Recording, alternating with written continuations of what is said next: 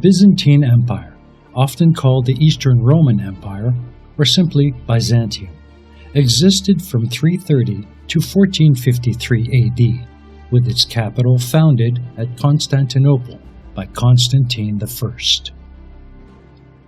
Byzantium was a Christian state with Greek as the official language, and had developed their own political systems, religious practices, art, and architecture, which, although significantly influenced by the Greco-Roman cultural tradition, were still distinct and not merely a continuation of ancient Rome. The Byzantine Empire was the longest-lasting medieval power, and its influence continues today, especially in the religion, art, architecture, and law of many Western states, Eastern and Central Europe, and Russia. The name Byzantine was actually coined much later by 16th century historians, based on the fact that the capital city's first name was Byzantium before it changed to Constantinople, modern Istanbul. It was and continues to be a convenient label which differentiates the Eastern Roman Empire from the Western Roman Empire, especially important after the fall of the latter in the 5th century. Indeed, for this reason, there is no universal agreement amongst historians as to what period of time the term Byzantine Empire actually refers to. The discussion of dates also highlights the differences in the ethnic and cultural mix between the two halves of the Roman world and the distinctness of the medieval state from its earlier Roman heritage.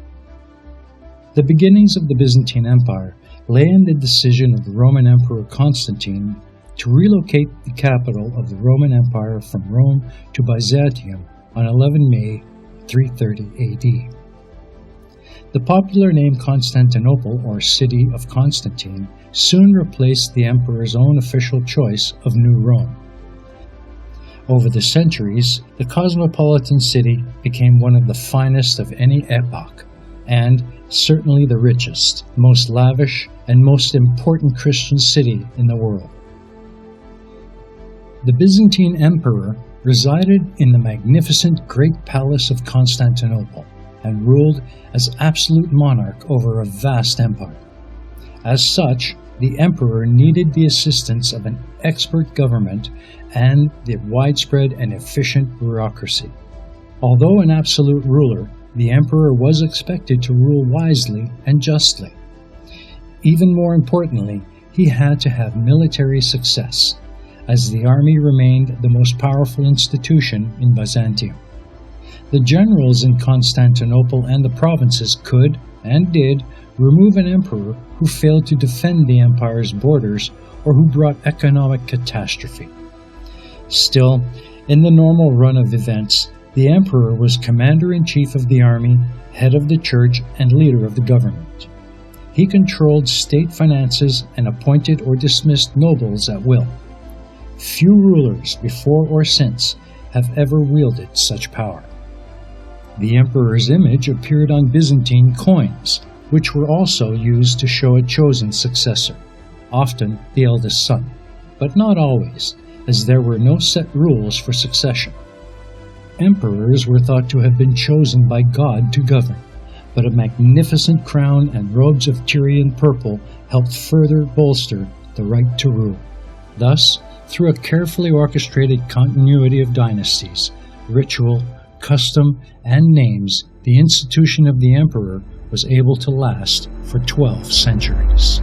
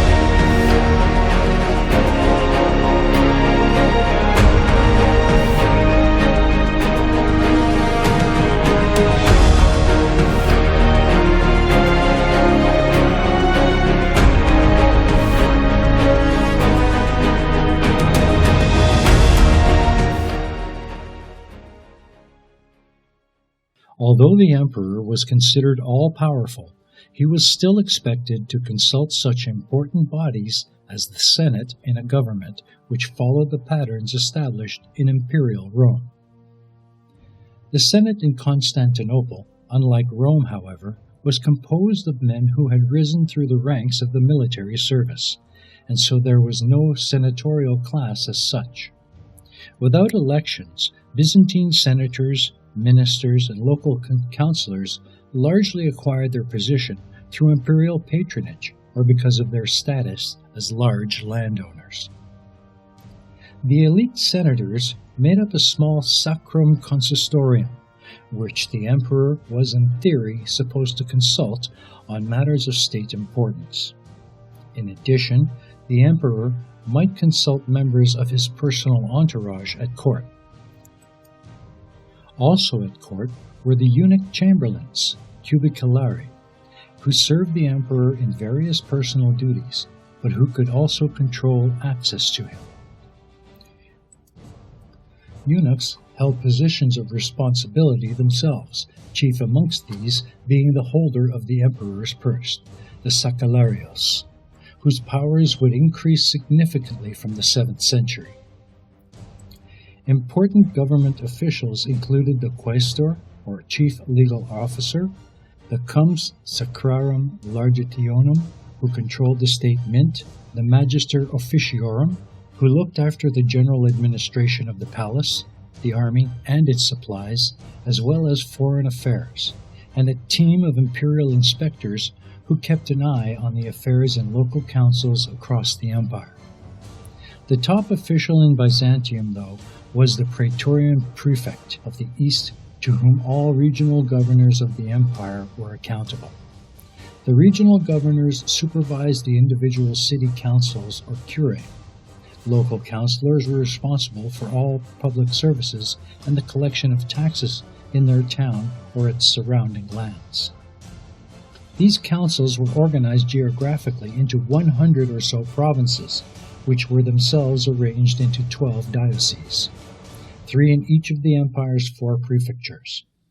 From the 7th century, the regional governors of the dioceses, or themes as they became known after the restructuring, in effect became provincial military commanders, who were directly responsible to the emperor himself, and the praetorian prefect was abolished. After the 8th century, the administration of the empire, due to the increased military threat from neighbors and internal civil wars, became much more simplified. Byzantine government was greatly assisted by the creation of the Justinian Code of Corpus Juris Civilis, the corpus of civil law, by Justinian I. The corpus, drawn up by a panel of legal experts, collected, edited, and revised the huge body of Roman laws which had been accumulated over the centuries. A massive number of imperial edicts, legal opinions, and lists of crimes and punishments. The code, composed of over 1 million words, would last for 900 years, make the laws clearer for all, reduce the number of cases unnecessarily brought before the courts, speed up the judicial process, and influence most legal systems in Western democracies thereafter. Byzantine society gave great importance to the family name, inherited wealth, and the respectable birth of an individual. Those in the higher levels of society possessed these 3 things. Wealth came from land ownership or the administration of land under an individual administrator's jurisdiction. There was no aristocracy of blood as such in Byzantine society, and both patronage and education were a means to climb the social ladder. In addition, the dispensing of favors, lands, and titles by emperors, as well as indiscriminate donations and the hazards of foreign invasions and wars, all meant that the individual components of the nobility were not static, and families rose and fell over the centuries. Rank was visible to all members of society through the use of titles, seals, insignia, particular clothing, and personal jewelry. Most in the lower classes would have followed the profession of their parents.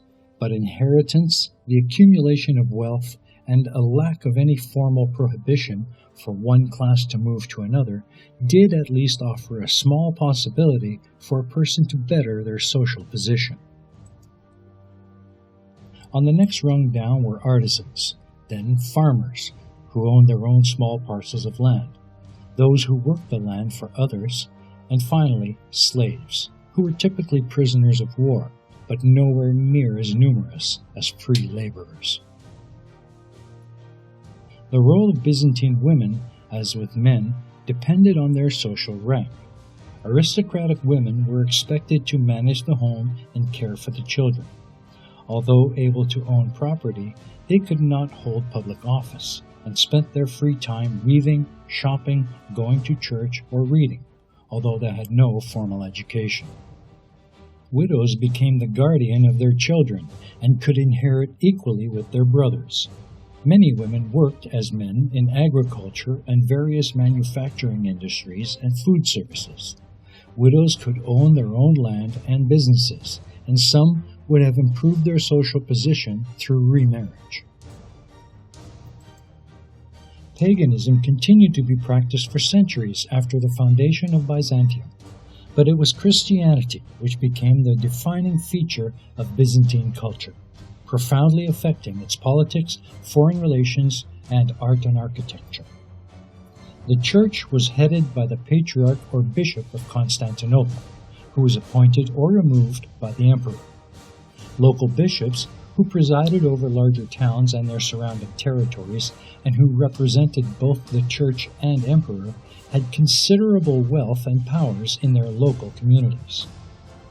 Christianity then became an important common denominator which helped bind together diverse cultures into a single empire which included Christian Greeks, Armenians, Slavs, Georgians, and many other minorities, and those of other faiths such as Jews and Muslims, who were permitted to freely practice their religion.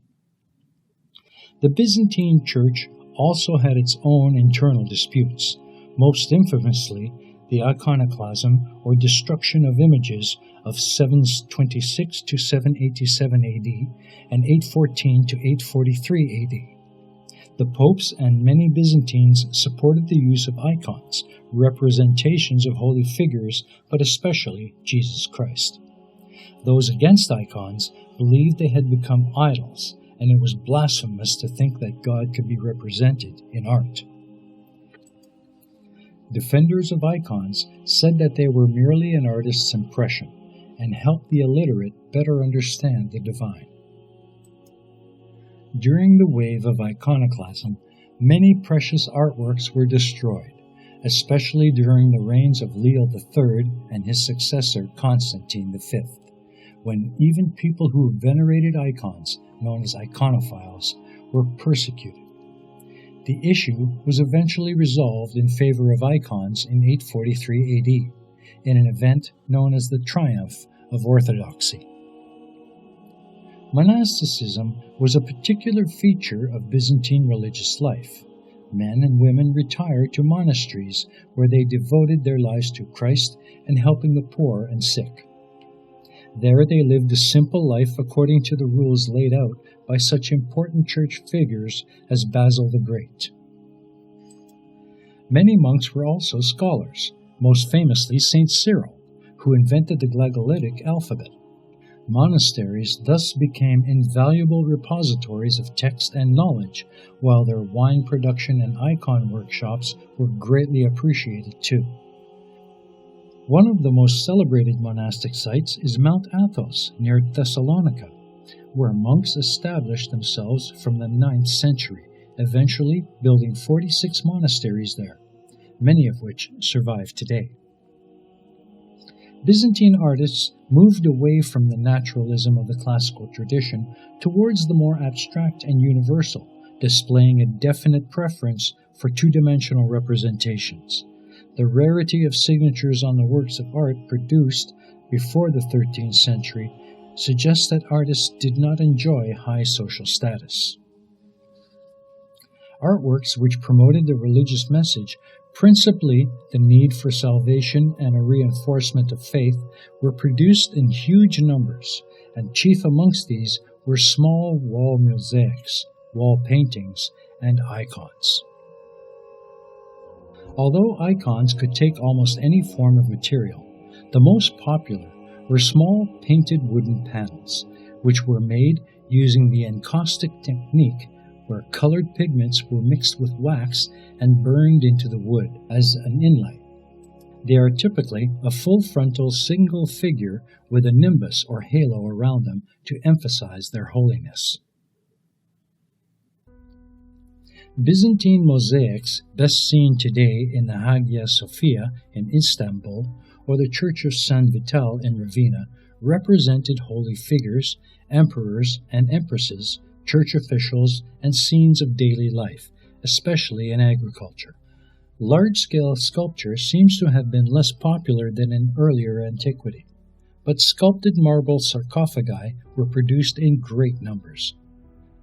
Finally, metalwork, especially incorporating enamel work and semi-precious stones, was a Byzantine specialty, and artisans produced many high-quality and intricately designed plates, cups, jewelry of all kinds, book covers, especially for Bibles, and reliquaries, boxes for keeping holy relics. Byzantine architects continued to employ the classical orders in their buildings and took ideas from the Near East amongst other places. Designs became more eclectic than in antiquity, especially given the common habit of reusing the materials from older buildings for new structures. There was also a definite emphasis on function over form and a greater concern with the interiors rather than exteriors of buildings. Byzantine architects also continued to build such quintessentially Roman structures as arched aqueducts, amphitheaters, hippodromes, baths, and villas, while adding to their repertoire with domed churches, walled monasteries, and more sophisticated fortification walls. The largest, most important, and still most famous Byzantine building is the Hagia Sophia of Constantinople, dedicated to the holy wisdom, Hagia Sophia, of God. Built anew from 532 to 537 AD, its basic rectangular shape measures 74.6 by 69.7 meters, and its huge domed ceiling is 55 meters above the floor, spanning 31.8 meters in diameter. Resting on four massive arches with four supporting pendatives, the dome was a spectacular architectural achievement of the period. The Hagia Sophia remained the biggest church in the world until the 16th century, and was one of the most decorated with superb glittering mosaics and wall paintings. The geographical extent of the Byzantine Empire changed over the centuries as the military successes and failures of individual emperors fluctuated. Territories which were held in the earlier part of the empire's history included Egypt, Syria, Jordan, Lebanon, and Palestine. Greece was less important in practical terms than it was as a symbol of the Byzantines' view of themselves as the true heirs of the Greco-Roman culture. Italy and Sicily had to be defended, ultimately unsuccessfully, against the ambitions of the popes and the Normans.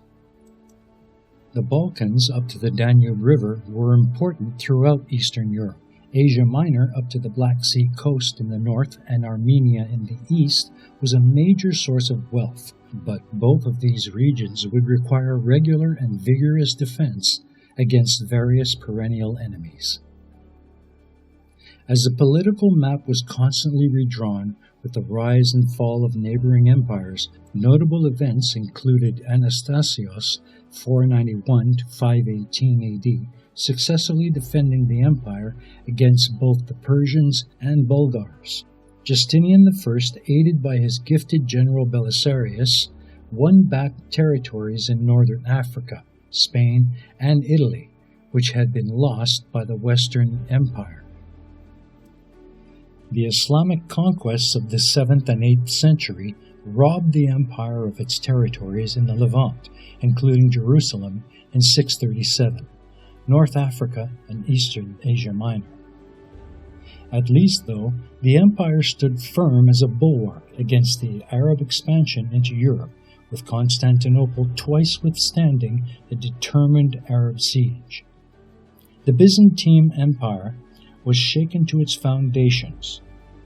Then, in the 9th century, the Bulgars made a significant incursion into the northern areas of the empire. A resurgence in Byzantine fortunes came with the inappropriately named Macedonian dynasty. The founder of the dynasty, Basil I, reconquered southern Italy, dealt with the troublesome Cretan pirates, and gained victories against the Arabs on Cyprus, mainland Greece, and in Dalmatia. The very next emperor, Leo VI, lost most of the gains, but the mid-10th century saw victories in Muslim-controlled Mesopotamia. Basil II, known as the Bulgar Slayer for his victories in the Balkans, oversaw another startling upturn in Byzantine fortunes. Basil, helped by the army of fierce warriors of Viking descent from Kiev, also won victories in Greece, Armenia, Georgia, and Syria, doubling the size of the empire. It was, though, the last great hurrah as a gradual decline set in. After the shocking defeat to the Seljuks at the Battle of Manzikert in Armenia in 1071, a brief revival occurred under Alexios I Komnenos, with victories against the Normans in Dalmatia, the Pechenegs in Thrace, and the Seljuks in Palestine and Syria, with the help of the First Crusaders. But there seemed to be too many enemies in too many regions for the Byzantines to prosper indefinitely. In the 12th and 13th century, the Sultanate of Rome took half of Asia Minor, and then disaster struck when the armies of the Fourth Crusade sacked Constantinople in 1204. Carved up between Venice and its allies, the empire existed only in exile before a restoration in 1261. By the 14th century, the empire consisted of a small area in the tip of southern Greece and a chunk of territory around the capital. By the mid-15th century, constant struggles for dominance with its Balkan neighbors and Roman Catholic rivals had diminished Byzantine imperial holdings to Constantinople and the land immediately west of it. Byzantine relations with the rest of Europe had soured over the last several centuries as well.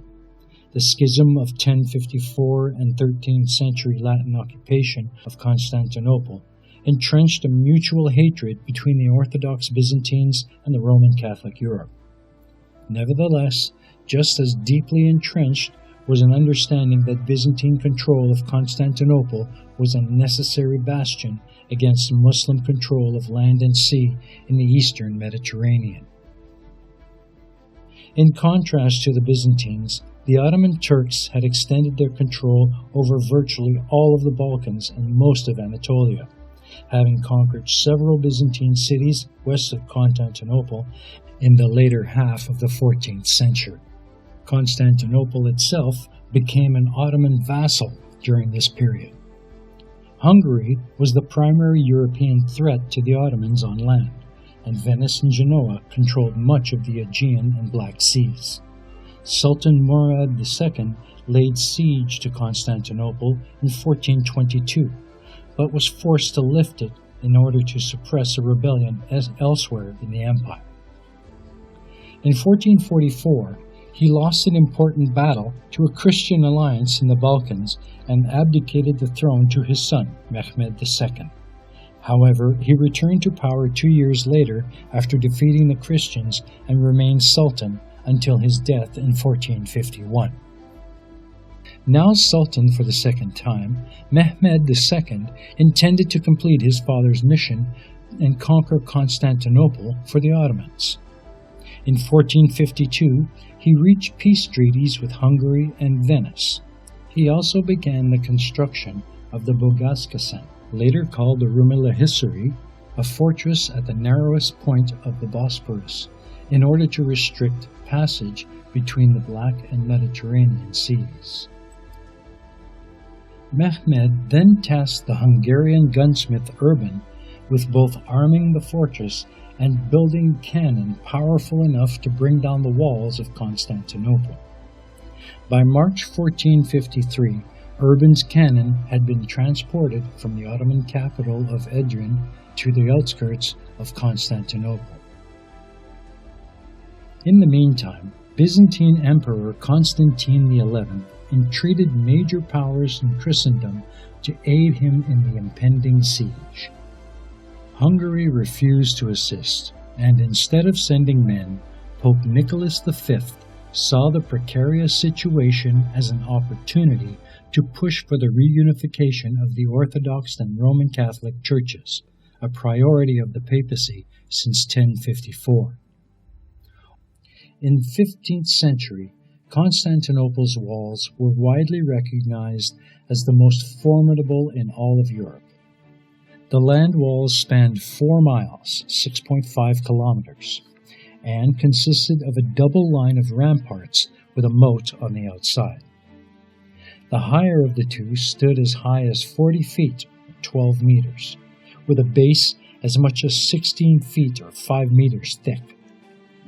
These walls had never been breached in 1,000 years since their construction. An adjoining seawall ran along the Golden Horn in the Sea of Marmara, the latter section being 20 feet or 6 meters high and 5 miles, 8 kilometers long. When combined with a large metal chain that had been drawn across the Golden Horn, Constantine was confident that the city's defenses could repel a naval assault and withstand Mehmed's land forces until relief came from Christian Europe. On April 6th, the Ottomans began their artillery barrage and brought down a section of the wall. They mounted a frontal assault of the land walls on April 7th, but the Byzantines repelled them and were able to repair the defenses. After pausing to reposition his cannon, Mehmed reopened fire and thereafter maintained daily bombardment. On April 12th, the Sultan dispatched a contingent of troops to subdue 2 nearby Byzantine forts and ordered his fleet to rush the chain. The fleet was twice driven back until the night of the 17th, when he moved to capture the Prince's Islands southeast of the city, at the same time that Mehmed's land regiments assaulted the Mesotekion section of the wall.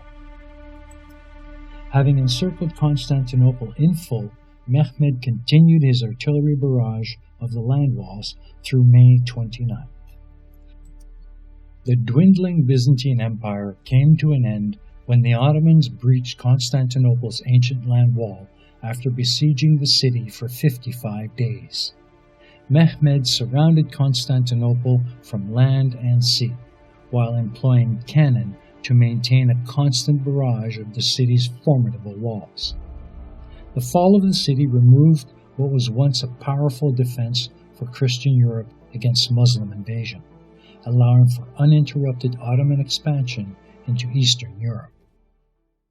Mehmed II and his army were remarkably restrained in their handling of affairs after the fall of Constantinople. They largely refrained from slaughtering commoners and nobility, choosing instead to ransom them back to their home states, and primarily executing only those who fought after the surrender. Mehmed repopulated the city with people from a multitude of backgrounds and faiths, and relocated his capital from Edirne to Constantinople, ensuring a multicultural seat of power for a multicultural empire. He also began to view himself as Caesar of Rome, the inheritor of the Roman Empire and all its historical lands.